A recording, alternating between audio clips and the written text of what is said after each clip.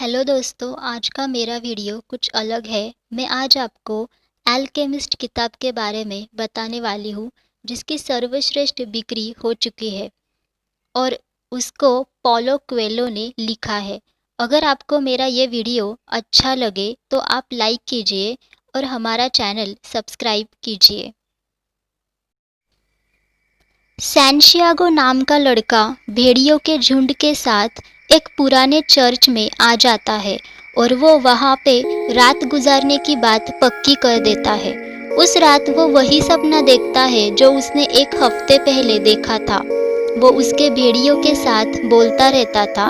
पिछले कई दिनों से वो एक लड़की के बारे में ही बात करता था। वो लड़की एक सौदागर की बेटी होती है।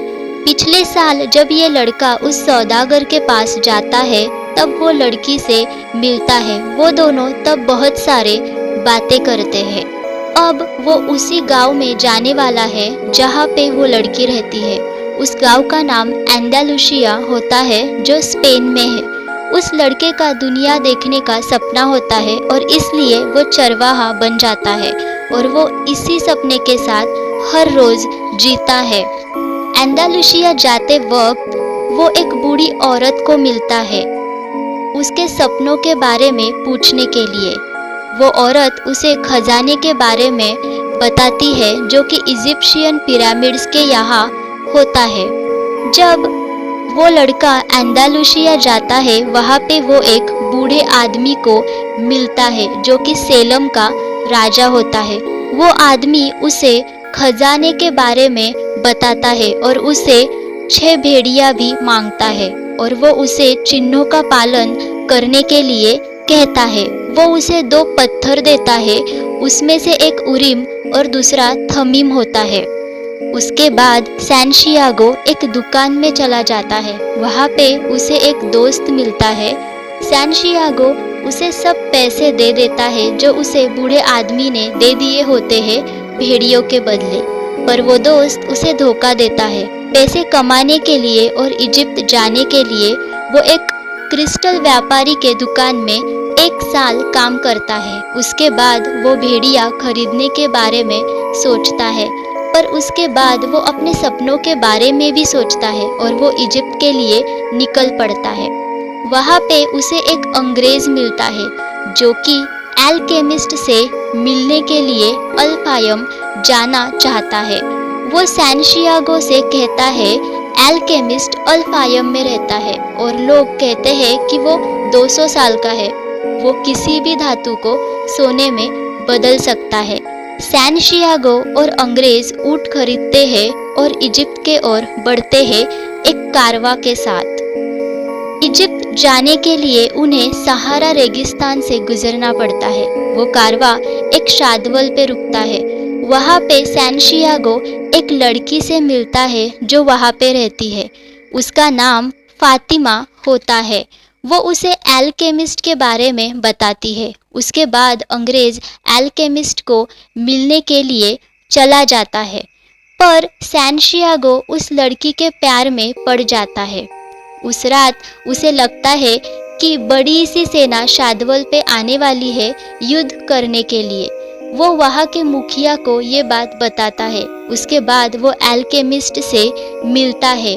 उसके अगले दिन युद्ध हो जाता है और सैंटियागो बचता है। उसके बाद वो फिर से अल्केमिस्ट से मिलता है। अल्केमिस्ट उसे कहता है कि वो सैंटियागो को मार्गदर्शन करेगा उस रेगिस्तान से गुजरने के लिए। सैंटियागो फातिमा को छोड़ के अल्केमिस्ट के साथ चलने के लिए निकल पड़ता है। वो फातिमा को फिर से वापस आएगा ऐसा कहता है। जब वो पिरामिड पे पहुंचता है तब उसे पता चलता है कि वहाँ पे कोई खजाना नहीं है। उसके बाद वो वापस उस पुराने चर्च में चला जाता है जहाँ पे वो पहले आया था। वहाँ पे वो खुदाई करना शुरू करता है। उसे वहाँ पे खजाना मिल जाता है। उसके बाद बहुत सारी हवा वहाँ पे आ जाती है जो कि फातिमा के ओर से आती है और वो लड़का खुद से ही कहता है कि वो फातिमा से मिलने के लिए जाएगा। और यहाँ पे ये कहानी खत्म होती है।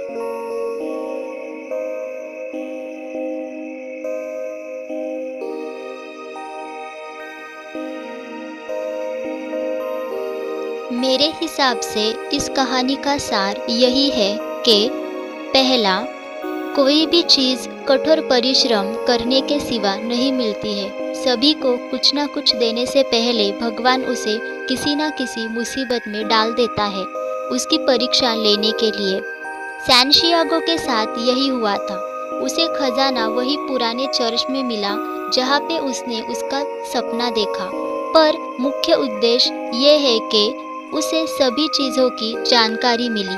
खजाना ढूंढते वक्त वो सब कुछ सीख गया जो वो पहले नहीं जानता था। दूसरा, इस कहानी में यही बताया गया है कि हम प्रकृति को देख के ही बहुत कुछ सीख सकते हैं।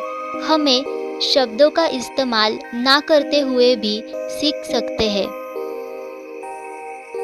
तीसरा, भगवान बहुत सारे रास्ते बनाता है इंसानों के लिए, क्योंकि इंसान उनमें से कोई भी रास्ता चुनकर उन्हें जो चाहिए वो पा सके। चौथा, आप कभी भी अपने दिल से भाग नहीं सकते, इसलिए हमें सिर्फ हमारी दिल की सुननी चाहिए। जैसे सैंशियागो ने उसकी दिल की सुनी और उसे वो सब कुछ मिल गया जो वो चाहता था। ये है पॉलो क्वेलो, जिन्होंने ये किताब लिखी है। इनकी और भी ज़्यादा किताबें हैं जो मैंने इस वीडियो के डिस्क्रिप्शन में डाल दी है। तो अगर आपको इनके और भी ज़्यादा किताबें पढ़नी हो तो आप वीडियो के डिस्क्रिप्शन में जाके किताबें डाउनलोड कर सकते हैं। और अगर आपको ये वीडियो अच्छा लगे तो लाइक कीजिए और हमारा चैनल सब्सक्राइब कीजिए। और अब मैं ये चाहती हूँ कि आप मेरी दिल की सुने और हमारा चैनल सब्सक्राइब कीजिए और मेरा वीडियो लाइक कीजिए, कमेंट कीजिए और शेयर भी कीजिए।